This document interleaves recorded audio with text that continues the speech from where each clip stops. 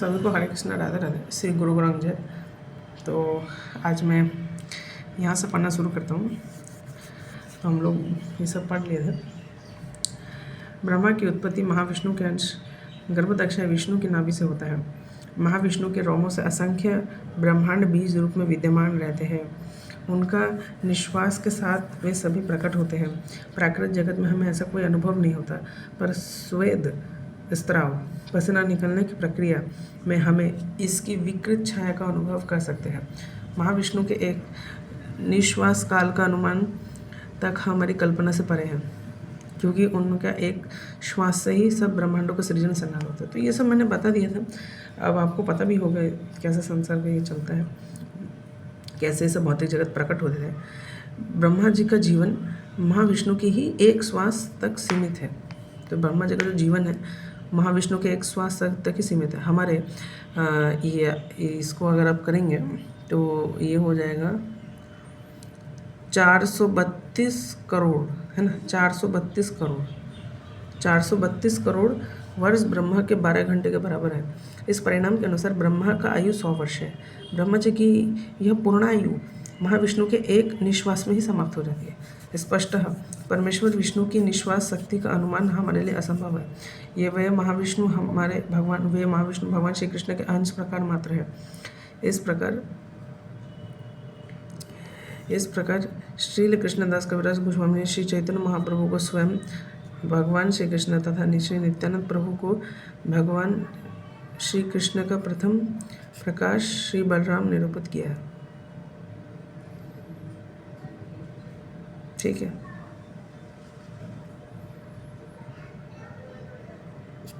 मतलब उनका जो प्रथम एक्सपेंशन है वो श्री बलराम है।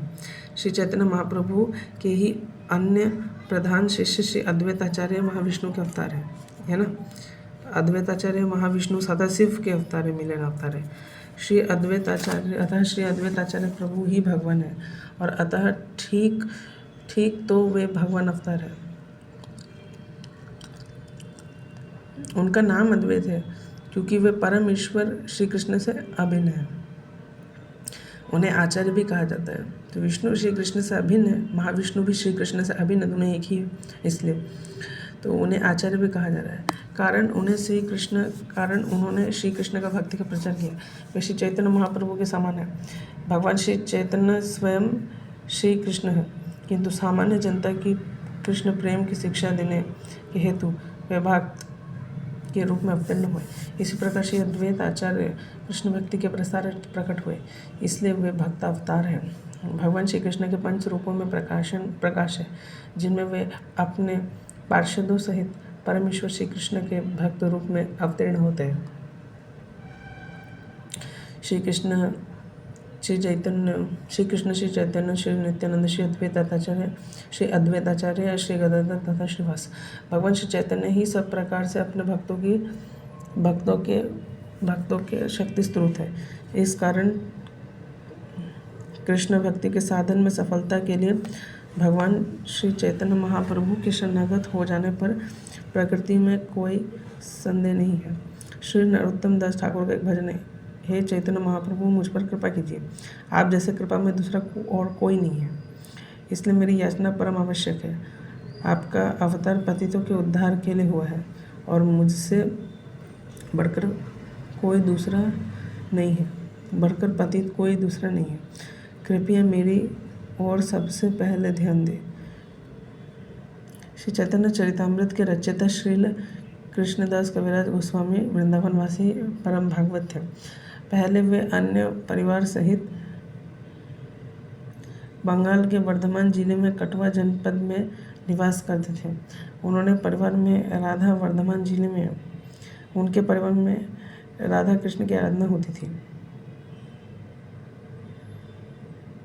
ठीक है, मतलब यहाँ पे बताया जा रहा है श्री कृष्णदास कविराज गोस्वामी वृंदावनवासी परम भागवत थे, तो उनके बारे में बताया जा रहा है। उनके परिवार में राधा कृष्ण की आराधना होती थी। इस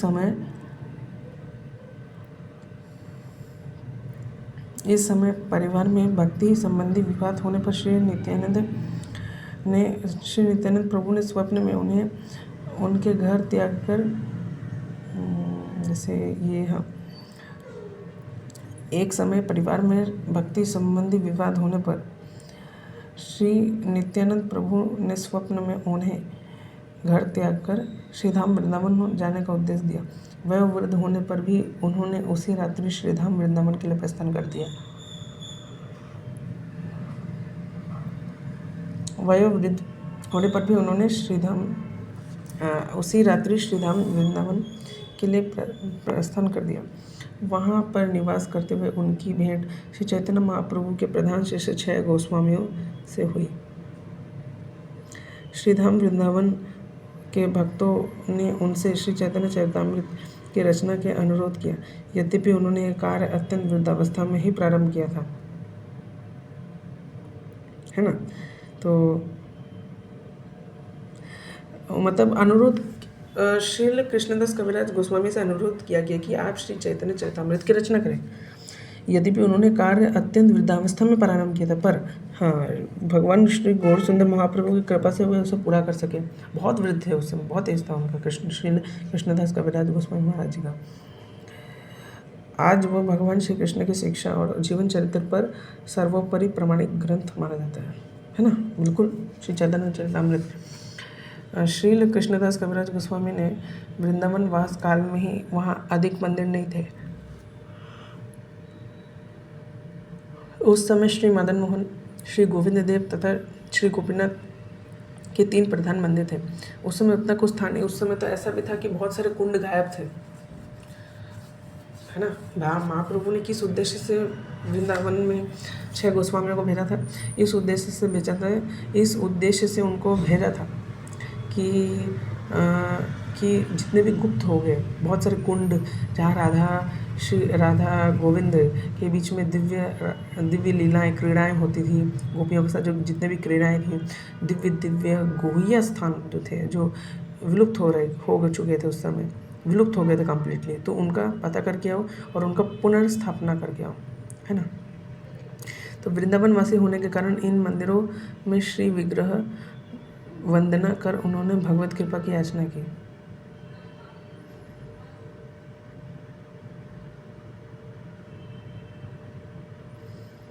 ठीक है, तो वृंदावन वासी होने के कारण इन मंदिरों में श्री विग्रह वंदना कर उन्होंने भगवत कृपा की याचना की। प्रभु भक्ति में मेरे प्रति अत्यंत मंद है, भक्ति में मेरे प्रति अत्यंत मंद है, अतः आपकी कृपा की याचना करो। देखिए, इतने महान, मतलब श्रील कविराज गोस्वामी जी क्या बोल रहे हैं कि भक्ति में मेरे प्रति अत्यंत मंद है। उनको शब्द ही नहीं मेरे पास। मतलब सोचिए, वो अपने आप को इस पोजीशन में ला रहे हैं, हम किस खेत के मूली। मतलब आपको समझना चाहिए कि एक वैष्णव अपने आप को, सोचिए, वैष्णव का स्वभाव है कि अपने आप को निम्न दिखाना, वो अपने आप को हमेशा निम्न दिखाता है। तो देखिए, उनको कोई घमंड नहीं, कोई वैराग्य, कितना वैराग्य है। आप देखिए कितना वैराग्य है उनके अंदर। महाप्रभु क्या बोलते हैं कि आप मुझे शिष्टाष्टकम में कि भगवान श्री कृष्ण के धूली बना लीजिए। देखिए, मतलब सोचिए, इतना वैराग्य, मतलब सोचिए। इवन भागवतम में भी कहा गया है कि भागवत पुराण में क्या कहा गया है कि जो प्योर डिवोशनल सर्विस होता है, जो ट्रू डिवोशन होता है, वही भगवान चाहते हैं। बाकी जो सकाम कर्म के लिए करते हैं वो एक व्यवसाय है। शायद 3रा स्कंद में कहीं लिखा है, अगर होगा तो मैं सेंड कर दूंगा। निष्काम भाव से करने को बोला जाता है। और श्री कृष्ण भावनामृत का ये देखिए,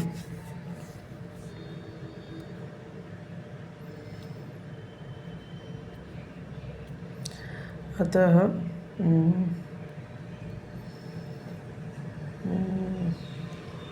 मैं यहाँ पे था, सॉरी। तो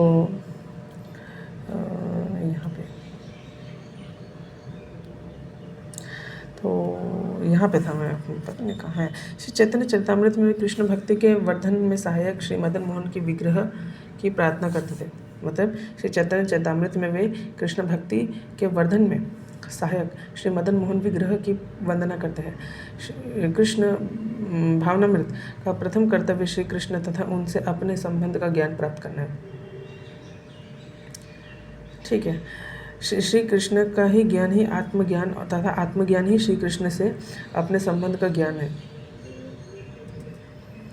क्योंकि श्री कृष्ण का जो ज्ञान है ये आत्मज्ञान है। जैसे हम अपने मेटेरियल बॉडी है तो हमको भूख लगता है बहुत, भूख लगने के कारण हमारा मन भरता है। हमारा मन क्यों नहीं भरता? हम कितना भी मिथुन मिल जाए, कितना भी मांस भक्षण, मदिरा पान, कितना भी जुआ खेल ले, मन नहीं भरेगा। मन कब भरेगा? कृष्ण की भक्ति करने से, कृष्ण का ज्ञान सुनने से, क्योंकि वो आत्मज्ञान है। क्यों आत्मज्ञान है? क्योंकि शरीर मेटेरियल चीज़ों का भूखा है, लेकिन आत्मा किसका भूखा है? आत्मा कृष्ण का भूखा है, कृष्ण का ज्ञान का भूखा है। जीवेर स्वरूप है कृष्ण नित्यदास, स्वरूप ही है उसका, स्वरूप है। स्वरूप मतलब बाय डिफ़ॉल्ट उसका स्वरूप है, कुछ नहीं कर सकते, स्वरूप है उसका। स्वरूप का मतलब क्या है? स्वरूप का मतलब आप समझिए, आप जैसे मान लेते हैं कि एक डॉगी है, कुत्ता, तो कुत्ता को अगर आप कुत्ता को पूंछ को कितना भी सीधा करें, वो कभी हमेशा टेढ़ी रहेगी। कुत्ते का पूंछ हमेशा टेढ़ी रहेगी। या और अच्छे से एक अच्छा एग्जांपल देता हूँ, एक स्प्रिंग है, मैंने आपको पहले भी एग्जांपल दिया था। स्प्रिंग को 2 हिस्सों में बांध दिया तो ऊपर नीचे ऑसिलेट करता है, लेकिन ऑसिलेट करके उसका स्वरूप क्यों? रुकना उसका स्वरूप है। तुम कितना भी ऊंचा, कितना भी नीचे लेकर आओ, कितना भी कम लेकर आओ, कितना भी नीचे लेकर आओ, कितना भी खींचने का प्रयास करो, वो रुक जाएगा। उसका स्वरूप है रुकना। वैसे हमारा स्वरूप है कृष्ण की ज्ञान ही आत्मज्ञान है। हमारा स्वरूप है इस आत्मज्ञान, ये आत्मज्ञान हमारा स्वरूप है श्री कृष्ण का ज्ञान।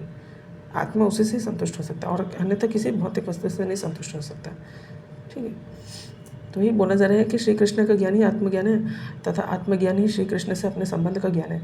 इस संबंध की शिक्षा श्री मदन मोहन की आराधना से मिलती है। अतः श्री कृष्णदास कविराज गोस्वामी सबसे पहले उन्हीं से संबंध जोड़ते हैं। इस संबंध को स्थापित कर कृष्णदास अभेद्य विग्रह गोविंद जी की आराधना करते हैं। ठीक है, ये संबंध को स्थापित करके कृष्णदास अभिज्ञ विग्रह गोविंद जी की आराधना करते हैं। ठीक है, श्री गोविंद देव जी श्रीधाम वृंदावन में निज विराजमान है। वृंदावन में प्रसाद स्पर्शमणि से रचित है। प्रचुर दूध देने वाली सुरभि गायें, सब कामनाओं से पूर्ण करने वाले कल्प वृक्षों में वह धाम परिपूर्ण है। ठीक है, और प्रचुर दूध देने वाली सुरभि गाय, सब कामनाओं को पूर्ण करने वाले कल्प वृक्षों से वो धाम परिपूर्ण है। मतलब वृंदावन में बताया जा रहा है, वृंदावन के प्रसाद का महिमा बताया जा रहा है। प्रचुर दूध देने वाली सुरभि गायें, सब कामनाओं को पूर्ण करने वाले कल्प वृक्षों से वो धाम परिपूर्ण भरा हुआ है। ठीक है, कल्प वृक्ष श्रीधाम वृंदावन में श्री कृष्ण सुरभि गायों को चुराते हैं और तथा लक्ष्मी रूपा हजारों गोपियाँ उनकी आराधना में संलग्न है। श्री कृष्ण के प्राकृत जगत में अवतीर्ण होने पर श्रीधाम वृंदावन भी अवतरित होती है। उसी प्रकार जैसे किसी विशिष्ट पुरुष का परिकर उसका अनुगमन किया करता है, श्रीधाम वृंदावन को प्राकृत जगत में स्थित नहीं माना जाता। ठीक है, प्राकृत जगत में स्थित नहीं माना जाता क्योंकि श्री कृष्ण के आने पर उनकी यह ब्रजभूमि उनके साथ आती है। तो यहाँ पे बोलने का मतलब कि श्रीधाम वृंदावन को प्राकृत जगत में जो ये है ट्रांसेंडेंटल जगत, उसमें स्थित नहीं माना जाता क्योंकि श्री कृष्ण के आने पर उनकी यह व्रजभूमि उन्हीं के साथ रहती है। क्योंकि श्री कृष्ण के आने पर उनकी यह व्रजभूमि उन्हीं के साथ आती है। अतः भक्तगण पृथ्वी पर स्थित गोकुल वृंदावन का आश्रय लेते हैं क्योंकि वह आदि वृंदावन धाम गोलोक का प्रतिरूप है। जैसे गोलोक का प्रतिरूप आपको समझे मटका है, मटका का रिफ्लेक्शन जमीन में पड़ता है, लेकिन हमारा एक्सेस अभी मटका में नहीं है, लेकिन हमारा एक्सेस परछाई है। परछाई को स्पर्श कर सकते हैं, मतलब आप ये समझे, हाँ परछाई को हम देख सकते हैं, हाँ परछाई स्पर्श करते हैं, लेकिन उसके ऊपर मटका को हम नहीं स्पर्श कर सकते। उसी प्रकार हम इस मेटेरियल वर्ल्ड में तो अभी एक्सेस नहीं कर सकते उस स्पिरिचुअल वर्ल्ड को, लेकिन यस ट्रांसेंडेंटल में उसी का जो प्रतिरूप है ये वृंदावन धाम है, भगवान का धाम है। ठीक है, और मैं कहाँ पे था कि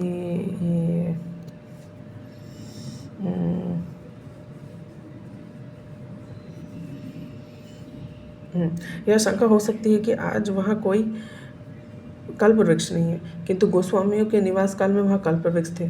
ऐसे वृक्ष के निकट जाकर केवल इच्छा करना पर्याप्त नहीं, अभी तो पहला भक्त बनना होगा।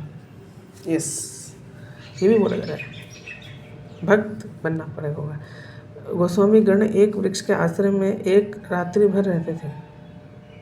कल्प वृक्ष उनकी संपूर्ण अभिलाषा को पूर्ण कर देते थे। सामान्य मनुष्य के ये महान आश्चर्यजनक हो सकता है, पर भक्ति में प्रगति करने पर इसकी प्रत्यक्ष अनुभूति होती है। श्रीधाम वृंदावन का यथार्थ आस्वादन वही कर सकता है जिसे विषयों में सुखानुसंधान करना छोड़ दिया हो। विषयों में सुखानुसंधान मतलब सुख का अनुसंधान करना, सुखानुसंधान करना मतलब हम मटेरियल चीज़ों में आसक्ति छोड़ दो, मटेरियल चीज़ों में सुख पाना छोड़ दो। माँ भागवत के उद्गार है, विषय भोग की वासना में मेरा चित्त कब शुद्ध होगा जिससे मैं श्रीधाम वृंदावन का दर्शन करूँगा। महाभागवत के उद्गार है, विषय भोग की वासना से मैं कब शुद्ध होऊंगा जिससे मैं श्रीधाम वृंदावन का दर्शन कर दूंगा। दर्शन कर दूंगा का मतलब क्या है ना कि अभी हम मटेरियल वर्ल्ड में लगेगा एकदम नॉर्मल प्लेस है, लेकिन वास्तव में अगर हम इंद्रियों को त्यागे ग्रंथ पढ़े ना तो उसको फिर अलग नज़रिए से हम देखने लग जाते हैं। यस, बिल्कुल करेक्ट है ना। जैसे अगर आप देखें कि मायापुर नवद्वीप, तो हम उसके बारे में कुछ नहीं जानते। लोग नॉर्मल जगह बोलेंगे हाँ ये बस कृष्ण भक्ति का एक जगह है, सब लोग कृष्ण भक्त हैं। लेकिन जब आप उनके बारे में जानते हैं, मायापुर नवद्वीप क्या, चैतन्य महाप्रभु के बारे में जानते हैं, ग्रंथ पढ़ते हैं, प्रभुपाद जी के लेक्चर सुनेंगे, आचार्यों के लेक्चर सुनेंगे, ठीक है, ग्रंथ पढ़ते हैं आप, तो आपको समझ आता है अरे ये जगह तो कुछ अलग ही है। हम उसको अलग नज़रिए से एकदम देखते हैं, एकदम अलग नज़रिए से देखते हैं। लोगों के लिए वो एक नॉर्मल जगह है, लेकिन हमारे लिए भक्त उसको एक अलग ही नज़रिए से देखते हैं। और वो जो अलग नज़रिए देखने का तरीका है वो अपने आप आ जाता है जब हमारा चित्त शुद्ध होगा, जब हम विषयों से सुखानुसंधान करना छोड़ देंगे। सुख का अनुसंधान मतलब हैप्पीनेस ढूंढना, मटेरियल वर्ल्ड, मटेरियल चीज़ों में हैप्पीनेस ढूंढना नहीं है, ऐसा बोला जा रहा है। ठीक है, तो वृंदावन में भी आज बहुत लोग रहते हैं, वहाँ पे पान पराग गुटखा खा रहे हैं, नॉनवेज खा रहे हैं, लेकिन उनको कुछ पता ही नहीं है। क्यों? क्योंकि वो ग्रंथ वंथ कुछ नहीं पढ़ते। उनके लिए तो वृंदावन बस एक नॉर्मल जगह है। उनके लिए वृंदावन मतलब बस एक नॉर्मल जगह है जहाँ गाड़ी वाड़ी चलता है, हॉस्पिटल है, बैंक है, बस और कुछ नहीं। स्कूल है, कॉलेज है, ख़त्म। लेकिन वही वृंदावन को अगर एक भक्त अपने नज़रिए से देखता है तो वो अलग नज़रिए से देखता है, उसको सबके प्रति एक अलग भाव आ जाता है, वो अलग ही नज़रिए से देखता है। क्योंकि अब वो ग्रंथ पढ़ना शुरू कर दिया, अब वो विषयों में मतलब विषयों से आसक्त नहीं है, मटेरियल चीज़ों से अट्रैक्ट नहीं है। इसलिए आप देखे होंगे ना कि कोई पहली बार वृंदावन जाएगा, उसके आँख से आंसू आ जाएगा भक्त का, ठीक है, होता है, आँख से बहुत आंसू आ जाता है, अलग अलग नज़रिए से देखने लग जाता है वो जब वो वृंदावन जाता है तो। ठीक है, तो वो जो नज़रिया है वो तभी प्राप्त हो सकता है जब आप ग्रंथ पढ़ना शुरू करें, बहुत सारे ग्रंथ अध्ययन करेंगे, महिमा जानेंगे, है ना। तो इसलिए और विषय भोग का त्याग करेंगे। तो यही है कि तो इस सिद्धांत के अनुसार जो जितना अधिक कृष्ण भावनामृत होकर पथ पर उन्नति करेगा उतना ही सारा जगत वैकुंठ लगने लगेगा, उसको ये जगत उतना वैकुंठ लगने लगेगा। इतना बहुत डीप मीनिंग है कि जो कृष्ण भावनामृत पर होने पर जितना पथ पर उन्नति करेगा उतना ही सारा जगत वैकुंठ लगने लगेगा। ये सारा जगत ही वैकुंठ लगने लग जाएगा। क्यों वैकुंठ लगने लग जाएगा? क्योंकि आपको पता है मटकी है, मटकी का रिफ्लेक्शन नीचे पड़ता है तो उसका मटकी का एक परछाई दिखता है, सर्कल दिखता है, नीचे क्या दिखेगा? सर्कल दिखेगा। ठीक है, अभी मटेरियल वर्ल्ड में हमको क्या लग रहा है, अरे यहाँ पे तो वही फैक्ट्री है, ओशन है, माउंटेन है, सन है, मून है, बहुत सारे वेदर्स है, अलग अलग कंट्री है, फुटबॉल मैच चल रहा है, क्रिकेट मैच चल रहा है, ये मैच चल रहा है, वो मैच चल रहा है। तो ऐसे हम उसको उस नज़र से देखते हैं। लेकिन जो जितना कृष्ण भावनामृत होकर पथ पर उन्नति करेगा उतना ही सारा जगत वैकुंठ लगने लगेगा। इस सिद्धांत के अनुसार श्री कृष्णदास कविराज गोस्वामी इस वृंदावन को परम व्योम में स्थित वृंदावन धाम के तुल्य मानते हैं। ठीक है, श्री कृष्ण चरितामृत में उनका उल्लेख है कि श्रीधाम वृंदावन में कल्पद्रुम के नीचे शोभायमान रत्नागर सिंहासन में श्री राधा गोविंद जी देव जी वृंदावन है। तो वहाँ श्री कृष्ण के प्रिय ग्वाल सखा और गोपांगनाएं गान, नृत्य, तांबुल, नैवेद्य अर्पण तथा पुष्प सज्जा द्वारा श्री राधा कृष्ण की सेवा करते हैं। कल्प मैं बाद में अगर बताऊंगा कल्प द्रुम के नीचे, तो मैं ये ढूंढ के बताऊंगा इसका मतलब क्या होता है। आज श्री श्रावण मास में झूला सजाकर इस दृश्य को पुनर्जीवित किया जाता है ना, झूलन यात्रा। प्रायः उस समय लोग वृंदावन जाकर भगवत विग्रह के दर्शन करते हैं। श्रील कृष्णदास कविराज गोस्वामी का दृढ़ विश्वास है कि श्री राधा गोविंद विग्रह में राधा कृष्ण सेवा की शिक्षा देते हैं।